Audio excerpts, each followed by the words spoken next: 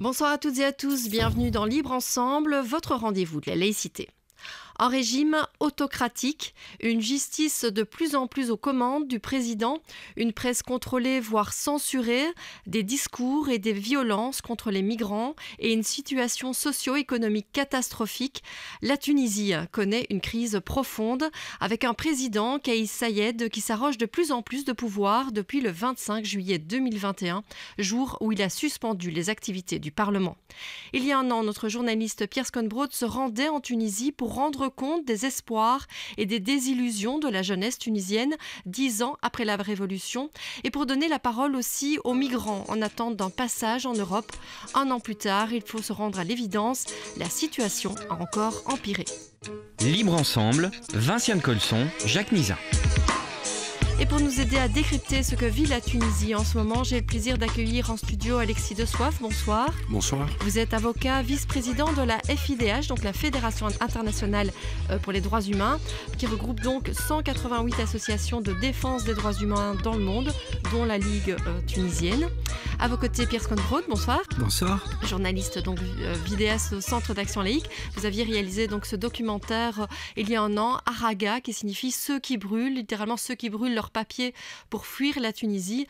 Un reportage donc qui se concentrait sur la question de l'exil et de la migration face à l'Europe forteresse.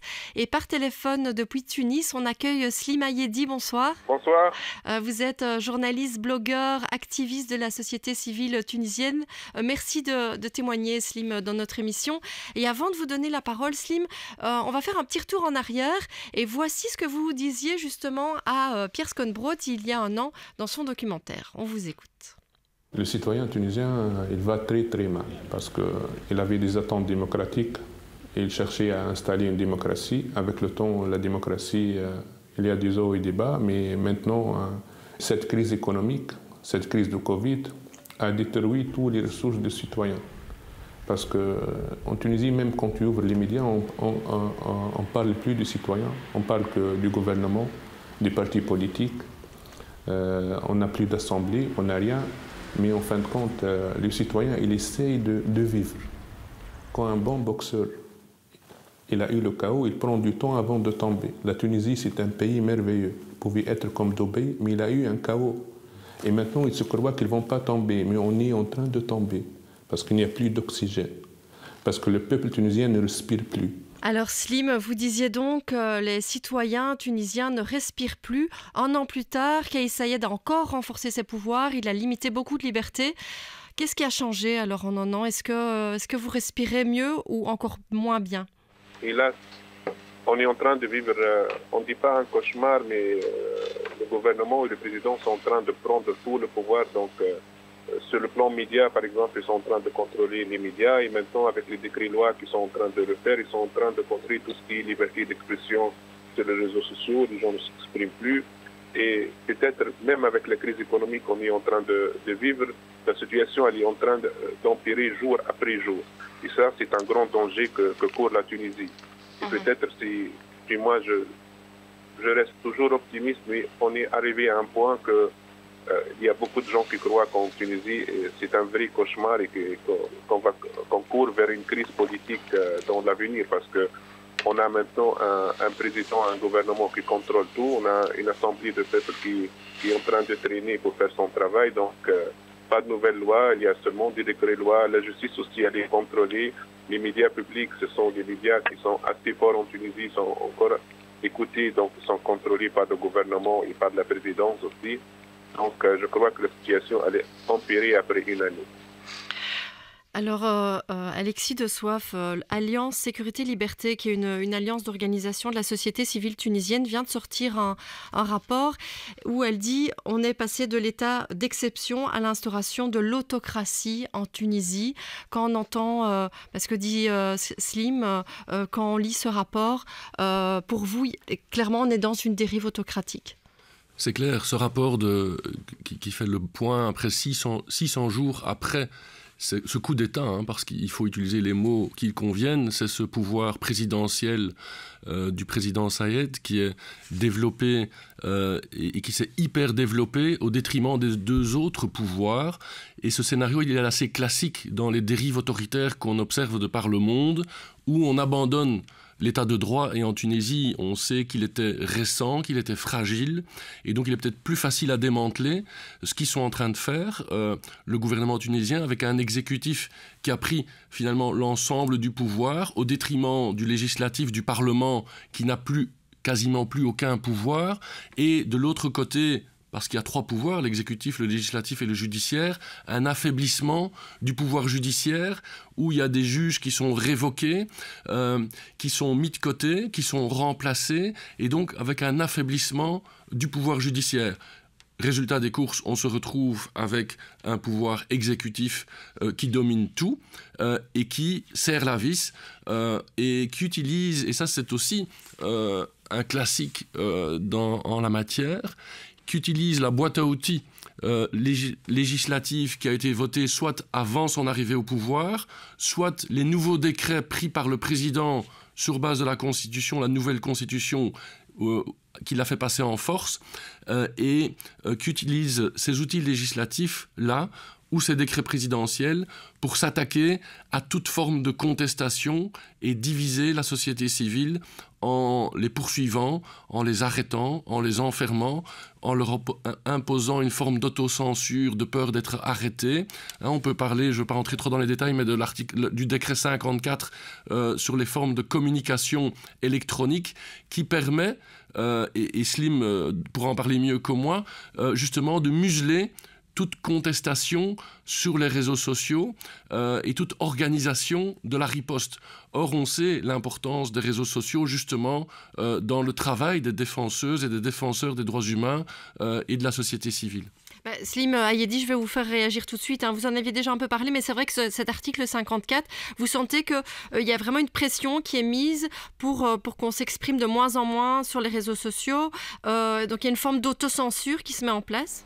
Ah oui, l'autocensure, tu sais, en Tunisie, elle est maintenant, depuis quelques mois, depuis le décret 54 du mois de septembre, les gens ne s'expriment plus parce que si, par exemple, on voit que le plus célèbre chroniqueur, Haytham El-Mekki de la radio Mosaïque FM, qui est une radio la plus écoutée avec 1 million de personnes chaque jour, on l'arrête et on le colle un procès suite à une chronique dans une radio. Donc tout le monde maintenant commence à avoir peur parce que à titre d'exemple, il y a des gens qui écrivaient des statuts, qui s'exprimaient, qui faisaient des lives Facebook, allaient sur Twitter, mettaient beaucoup de podcasts et s'exprimaient sur la vie politique. Maintenant, personne ne s'exprime sur la vie politique. On s'exprime un peu sur la crise économique, sur le quotidien, sur la situation un peu des problèmes. Parce que, par exemple, aujourd'hui, matin, on a une pénurie d'essence. Les gens n'attaquent pas le gouvernement, mais disent qu'il y a une pénurie d'essence. Ils ne disent pas que le gouvernement ne sait pas gérer un peu la situation économique en Tunisie. Il y a une chose très très importante, c'est ce décret-loi, c'est un complément du contrôle des médias en Tunisie, parce que le gouvernement, il a contrôlé les médias publics, il a contrôlé les médias privés parce qu'il n'y a plus de financement, les médias aussi associatifs, alternatifs, dont moi je travaille depuis 10 ans, je me dis pour ça, et maintenant il commence à contrôler tout ce qui est citoyenneté, tout ce qui est contenu libre sur les réseaux sociaux, parce que si un jeune blogueur, je ne sais pas, au sud tunisien, dans les régions, écrit un statut même sur une municipalité, sur une administration qui n'a pas fait son travail, on peut le coller un procès tout de suite.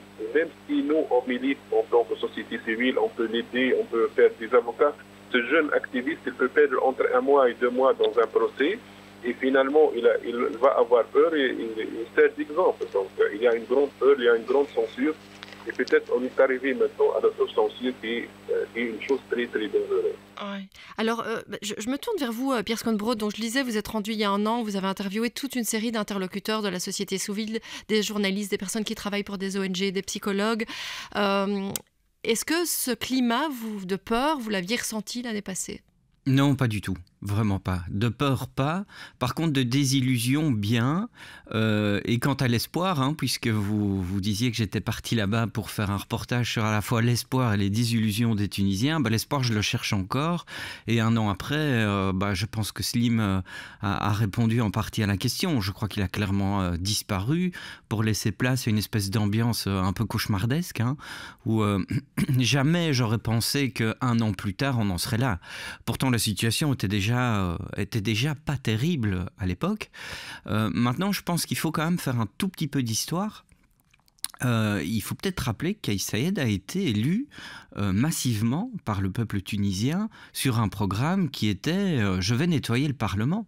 Il faut se souvenir quand même que le spectacle donné par les parlementaires tunisiens pendant des années, ça a été quand même, depuis le départ de Marzouki, un spectacle démocratique un petit peu pitoyable.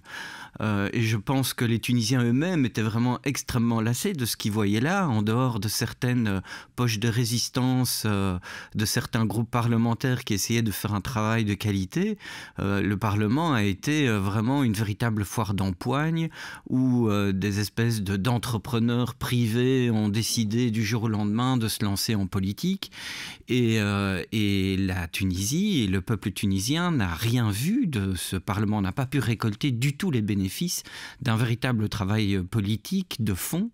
Et donc Kais Saied est arrivé avec un programme « Je vais nettoyer le Parlement ». Il a été à l'époque largement soutenu par les syndicats, par la société civile.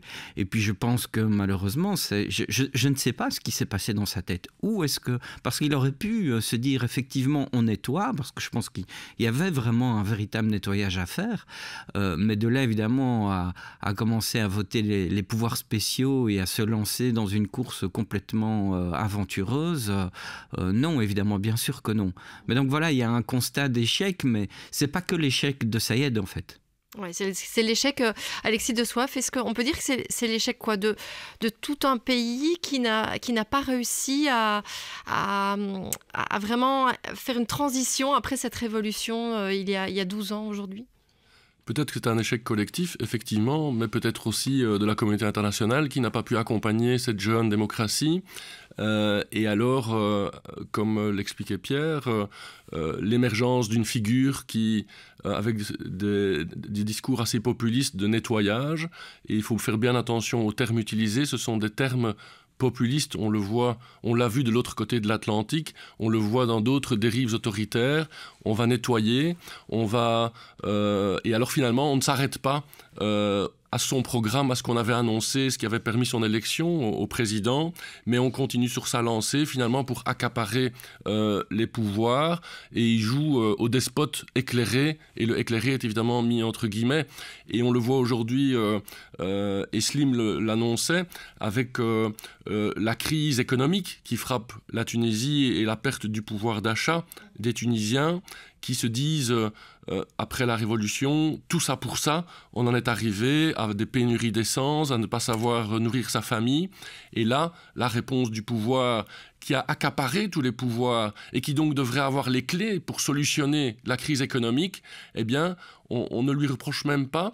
Pourquoi ? Parce qu'avec son discours populiste, on arrive à trouver cet ennemi extérieur qui est responsable des maux MAUX économiques qui frappent le pays, à savoir... c'est la faute des étrangers.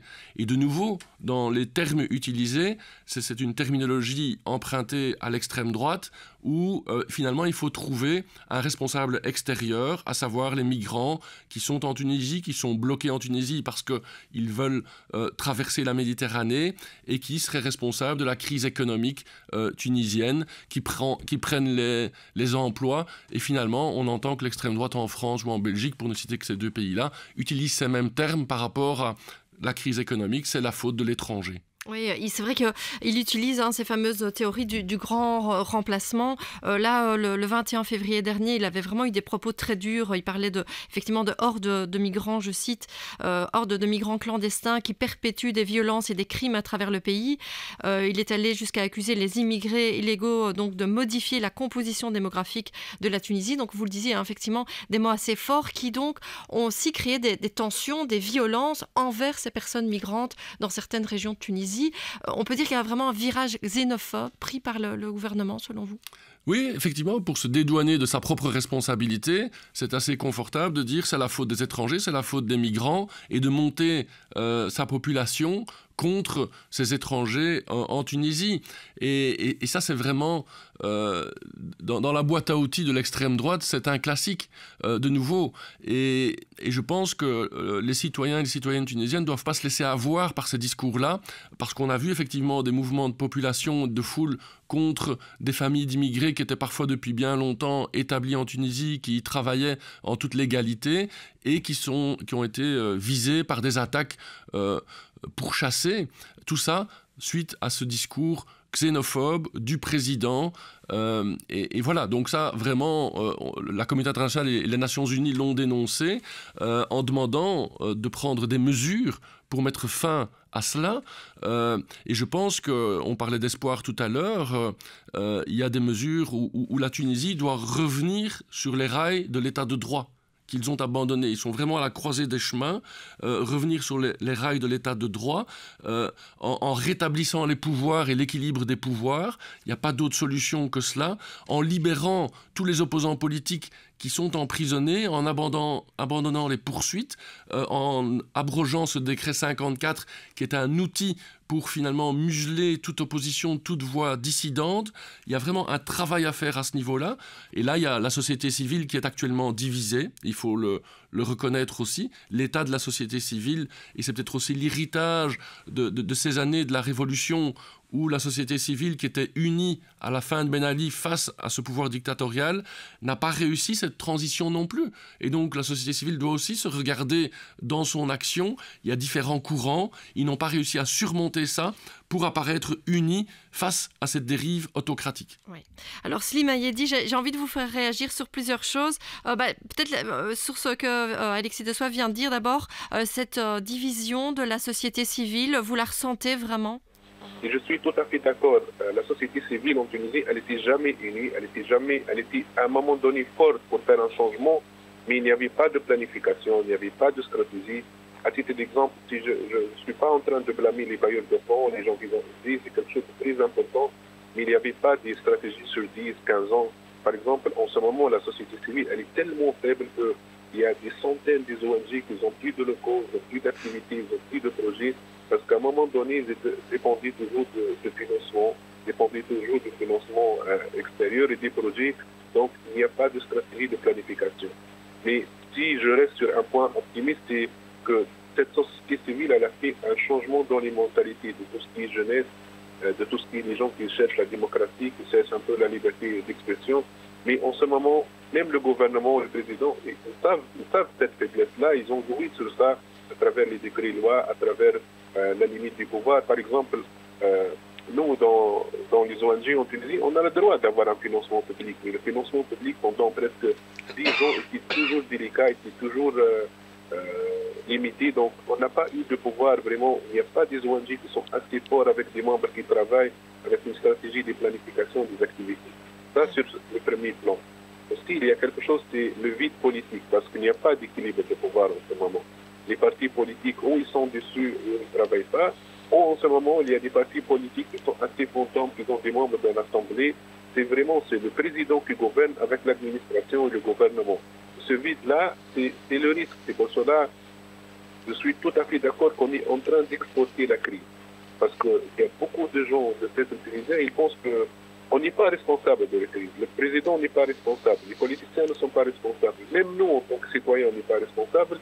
Et il y a un ennemi, je ne sais pas où, je ne sais pas, en Europe, en Amérique, dans un autre pays, qui est responsable de la crise. La vérité, moi, je pense qu'on est responsable parce qu'on n'a pas instauré une démocratie, parce qu'on n'a pas fait un équilibre de pouvoir, et surtout, on n'a pas fait un changement de mentalité, parce que un pays qui a vécu avec Ben Ali, aussi avec un peu avec le Riba, avec tout ce qui se passe, il y a le réflexe que les gens acceptent.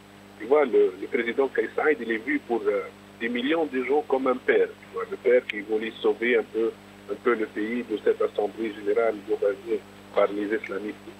Finalement, ce que je veux dire, que la situation en Tunisie, elle est en train d'empirer actuellement, mais on reste optimiste parce que même cette société civile qui n'est pas structurée, elle a pu instaurer un changement de mentalité, un changement de réflexe.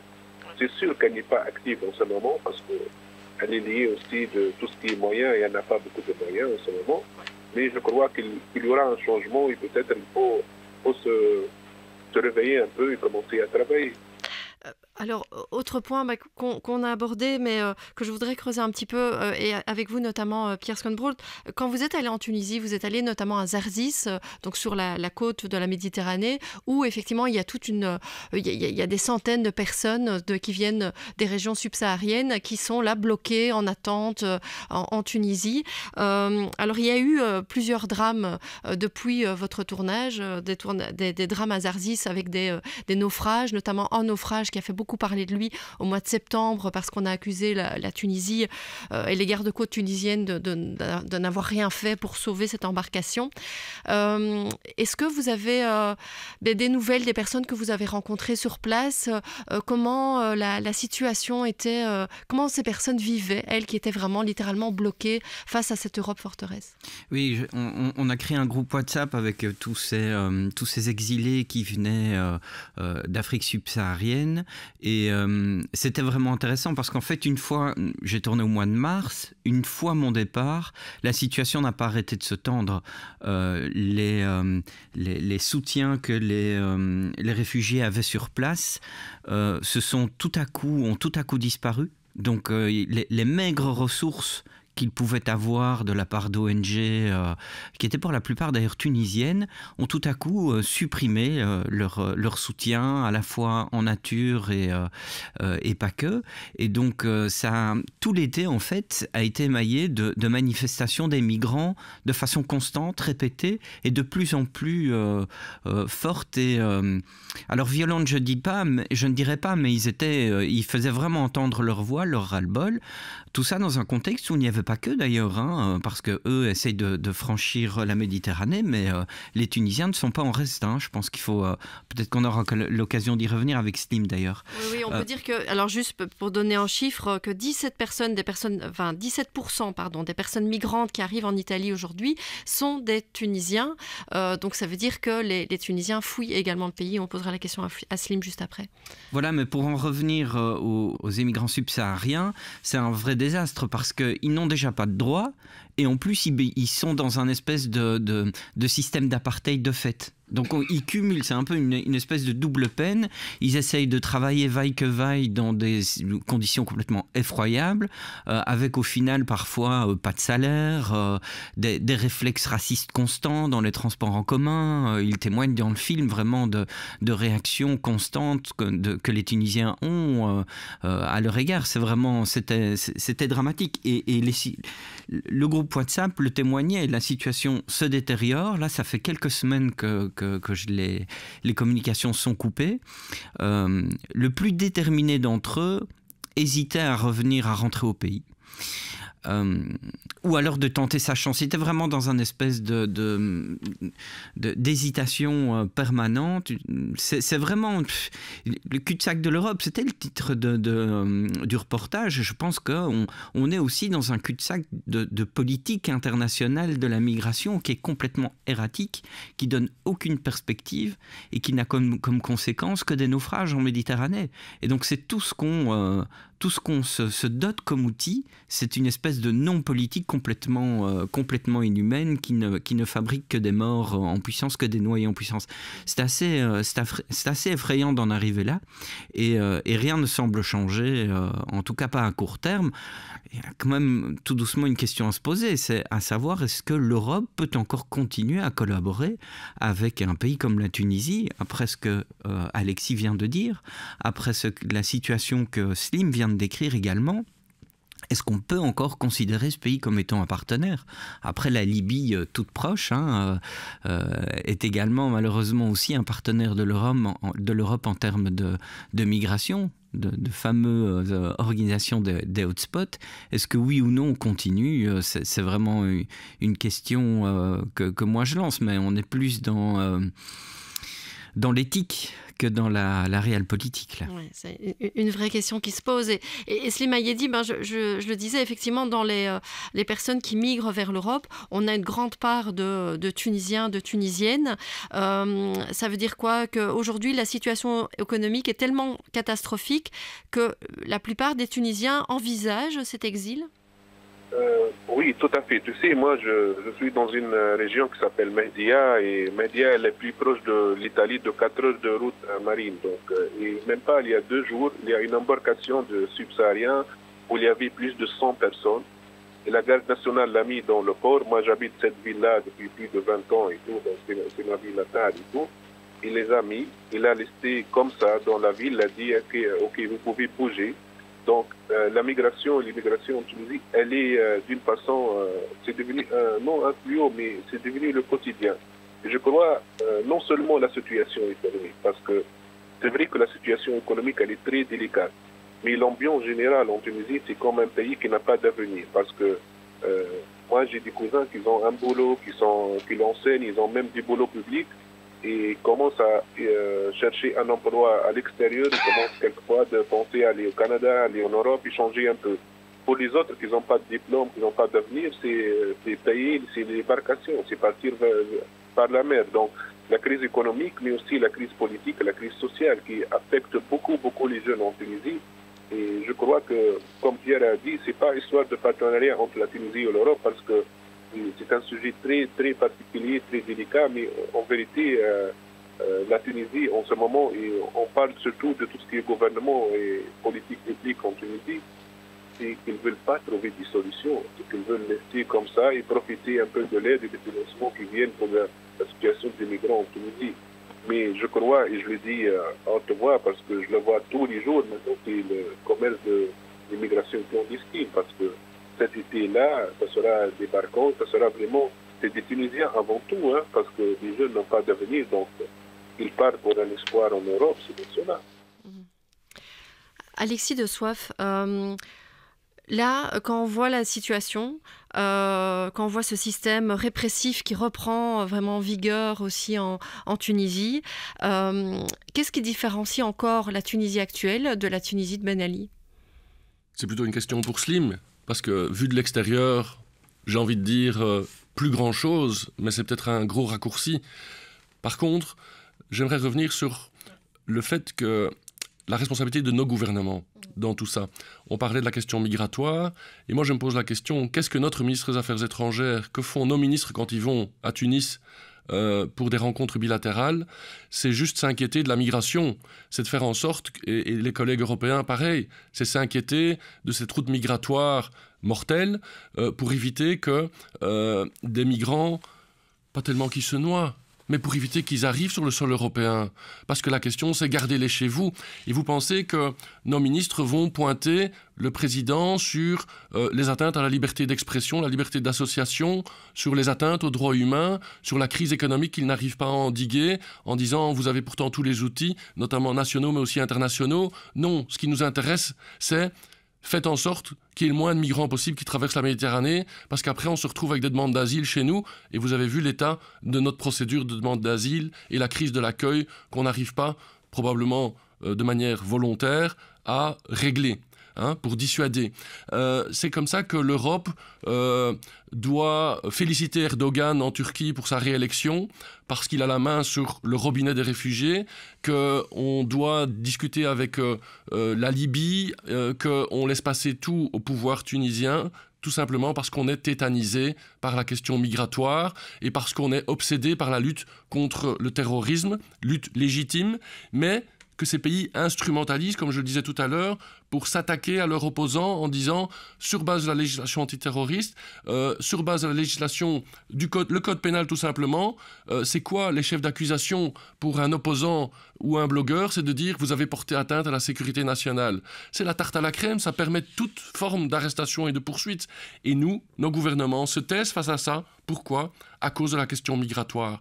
Et c'est les mêmes motifs, vous me lanciez sur Ben Ali, qui faisaient que l'Occident, l'Europe occidentale en particulier, collaborait avec Ben Ali jusqu'à la dernière seconde, comme on l'a vu dans le Chef des Français, avec la ministre des Affaires étrangères française, qui avait même proposé des forces anti-émeutes à Ben Ali pour endiguer cette révolution et cette contestation populaire. Tout ça parce qu'on veut une stabilité, à savoir stabilité. Gardez vos migrants, gardez les migrants, faites le sale boulot pour nous, et qu'on est prêt à fermer les yeux sur toutes les atteintes aux droits humains, à nier l'universalité des droits humains. Et en ce sens-là, je pense que je peux répondre à votre question en disant qu'on est dans une situation similaire à la situation sous Ben Ali, qui est cette caractéristique de pouvoir autoritaire, dictatorial, avec les composantes de la société et les contre-pouvoirs qui sont muselés, qui sont mis hors d'état de agir, ils ne savent plus fonctionner et le pouvoir est concentré dans cet exécutif qui agit à sa guise avec la communauté internationale qui n'ose pas trop réagir. Merci Emma. On va terminer sur cette note. On voit qu'il y a encore plein de choses qu'on pourra aborder et surtout ces interpellations qui sont clairement lancées à nos gouvernements. Merci beaucoup donc Alexis De Soif et Pierre Sconbrot en studio. Merci beaucoup Slim Ayedi. Voilà, on suivra avec vous ce qui se passe en Tunisie. Je voulais dire que le documentaire Araga dont on a parlé, il est à présent sur YouTube. Je vous invite à aller le voir, ce documentaire. On voit que déjà il y a un an, il y avait cette forme de désillusion et d'espoir. On sent qu'aujourd'hui les espoirs sont quand même affaiblis. Merci à vous de nous avoir suivis. Une belle soirée à tous.